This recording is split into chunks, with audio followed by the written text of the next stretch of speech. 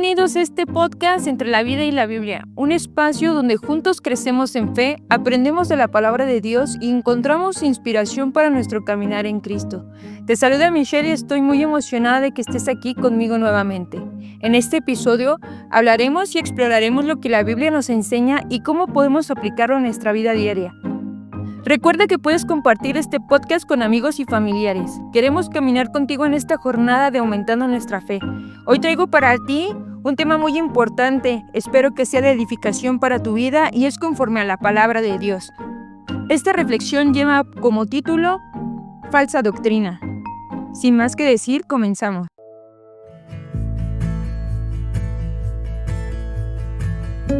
Vivimos en tiempos donde la verdad se diluye, se adapta o se esconde tras apariencias de piedad. Es decir, hablamos de la justificación propia que le damos al pecado. Sí, así como lo oyes, las falsas doctrinas se disfrazan de verdad, prometiendo libertad, pero llevan a la esclavitud espiritual de la comodidad. El que tenga oídos, que oiga. Mateo capítulo 13, versículo 9. Hermano o amigo, te pido de la manera más atenta que escuches la verdad de Dios y no la de los hombres. ¿Qué nos dice la palabra de Dios respecto a este tema? En 2 de Pedro capítulo 2 versículo 1 nos dice: Pero hubo también falsos profetas entre el pueblo, como habrá entre vosotros falsos maestros que introducirán encubiertamente herejías destructoras. La palabra ya nos lo advirtió. No todo lo que brilla en el púlpito es oro espiritual y no todo mensaje que emociona viene de Dios.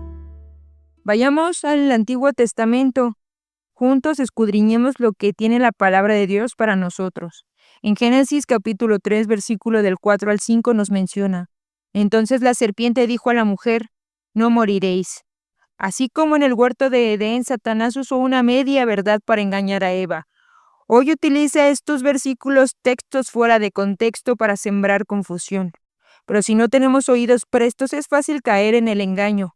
Escudriña tus escrituras, demanda sabiduría, es lo que debemos de recordar siempre.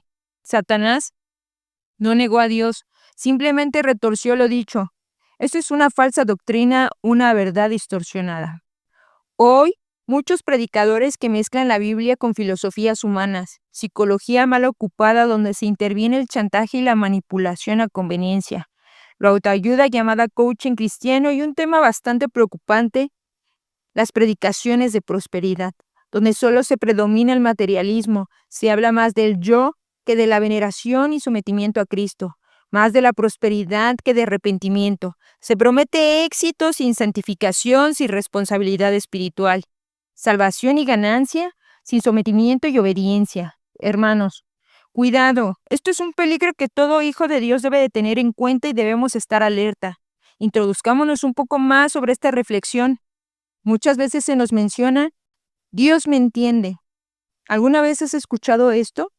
Muchos creyentes dicen: Dios conoce mi corazón, como excusa para seguir viviendo en pecado. Usan el amor de Dios como una licencia para no cambiar, pero también a sí mismo se les olvida que este mismo Dios es amor, santo y justo. En Romanos capítulo 6, versículo del 1 al 2 nos dice: ¿Perseveraremos en el pecado para que la gracia abunde? En ninguna manera. Tenemos un ejemplo de una pareja que vive juntas sin casarse, pero va a la iglesia, diezma y sirve. Dicen: Dios sabe que nos amamos. Él entiende nuestra situación. Pero hermano, no te equivoques. Dios no ignora el pecado solo porque tú justificas con ayudar a tu templo y a tu iglesia de una manera económica. Su gracia no es un permiso para desobedecer, sino para someterte al poder para vencer este pecado. El verdadero amor de Dios te lleva al arrepentimiento. Muchas veces se nos nombra y se nos dice sembrar dinero para cosechar milagros. Introduzcámonos en esta situación que a todo hijo de Dios afecta. Muchos predicadores enseñan que si siembras cierta cantidad de dinero recibirás milagros, sanidad o prosperidad. Dicen: tus bolsas serán rebosantes. Esta falsa doctrina convierte a Dios en un cajero automático y a la fe en una moneda de cambio. Está mal enfocado. El doy para recibir como así lo quiere Dios. Cuidado. En Hechos se nos dice, capítulo 8, versículo 20, tu dinero perezca contigo porque has pensado que el don de Dios se obtiene con dinero. Tenemos un ejemplo en el mundo, una persona enferma que es presionada a dar una ofrenda específica porque Dios hará un milagro si obedeces con fe. No se ora por ella, se le cobra por su sanidad. ¿Cuántos de nosotros conocemos estas enseñanzas peligrosas?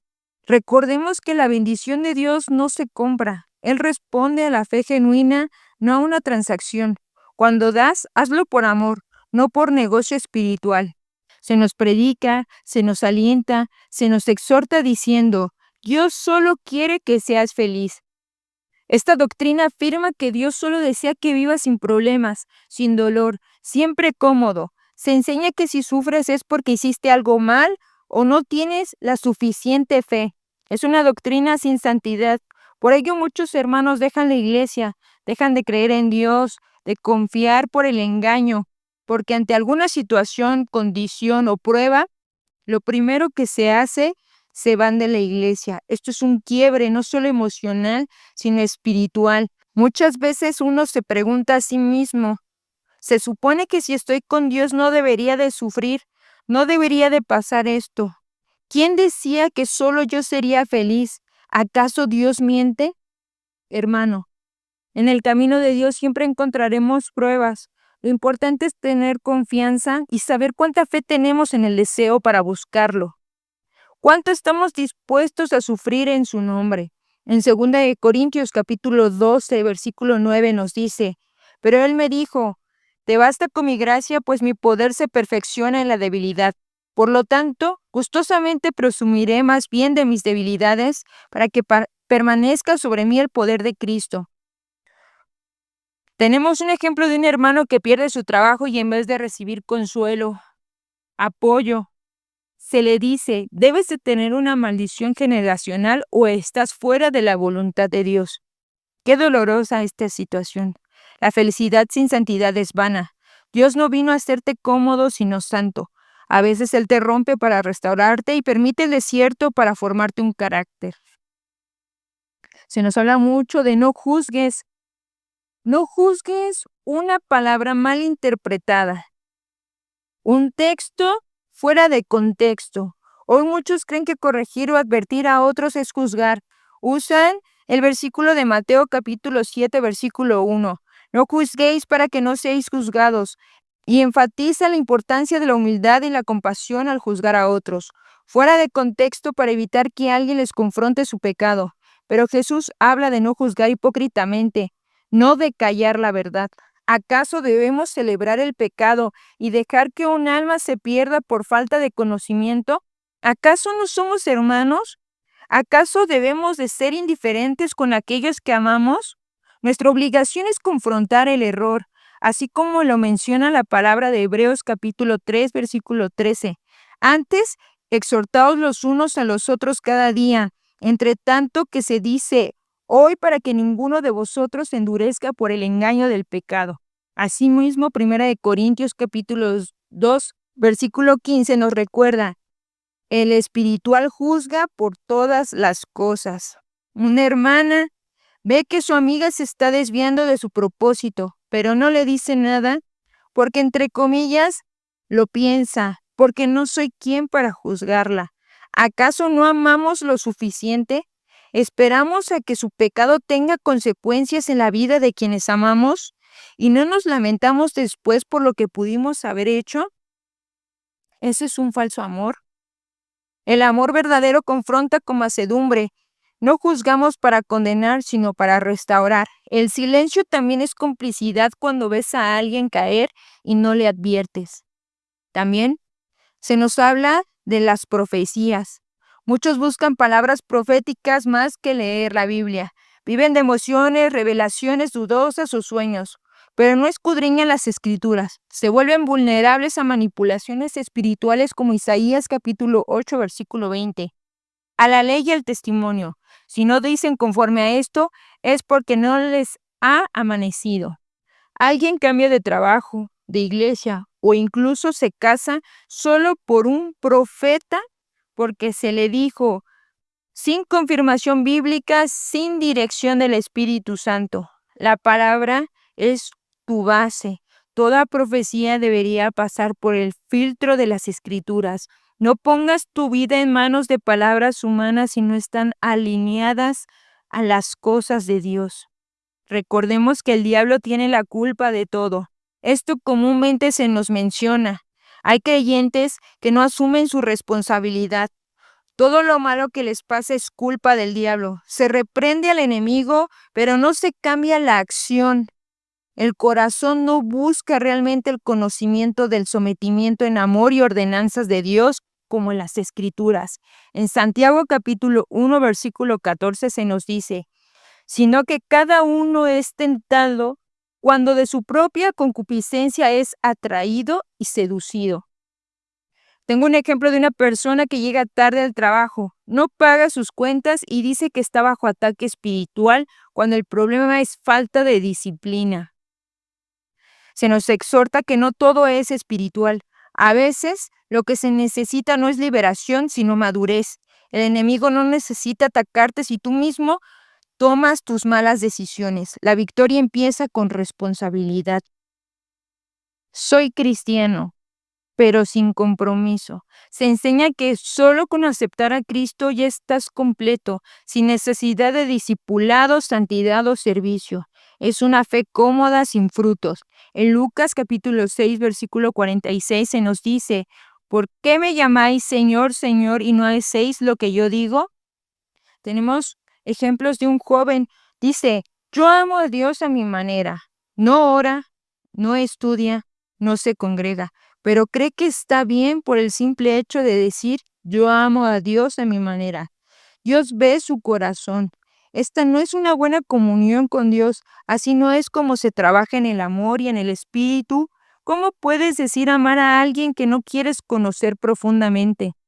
Muchas veces ese amor se ve opacado por las luces brillantes del mundo, que solo nos ofrecen placeres momentáneos. El apóstol Juan escribió con claridad, no améis al mundo ni las cosas que están en el mundo. Si alguno ama al mundo, el amor del Padre no está en él. Primera de Juan, capítulo 2, versículo 15. El mundo nos invita a amar lo fácil, el éxito inmediato, las emociones sin raíces, las relaciones sin compromiso y una fe sin santidad. Pero el amor de Dios no es una emoción de un solo día, ni palabras vacías, es obediencia, es entrega, es negarnos a nosotros mismos. Jesús dijo, el que me ama, mi palabra guarda, en Juan capítulo 14, versículo 23.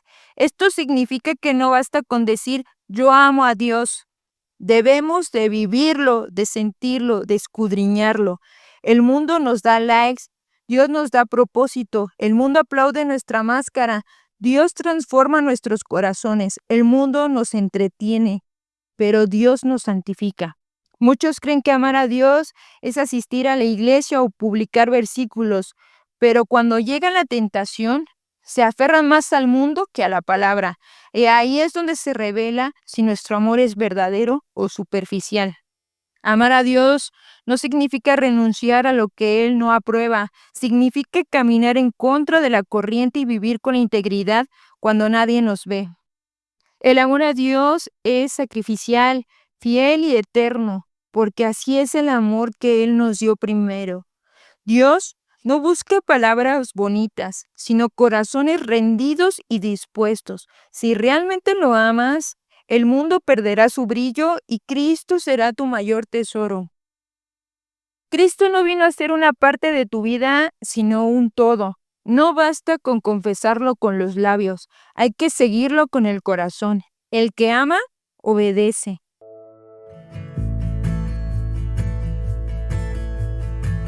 Hermano, hermana, el tiempo del engaño ya no es futuro, es ahora. Las falsas doctrinas no siempre suenan satánicas, muchas suenan bonitas, motivadoras e incluso bíblicas, pero no tienen la vida espiritual. Hoy más que nunca Dios te llama a despertar, a volver a las Escrituras, a revisar no solo lo que escuchas, sino también cómo vives, cómo lo llevas por obra.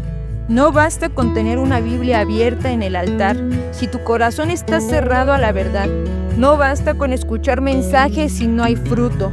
Examina todo. Retén lo bueno y desecha lo malo, aquello que no se alinee a su propósito. No tengas miedo de quedarte solo por causa de la verdad.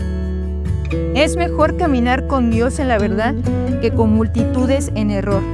Hermano y amigo, quiero despedirme de ti, no sin antes decirte que el Señor te guarde, te despierte y te fortalezca, que te dé un corazón sensible a su palabra y oídos, que no se conforme con lo superficial, que la luz de Cristo alumbre tu caminar y que nunca cambies la verdad por una emoción.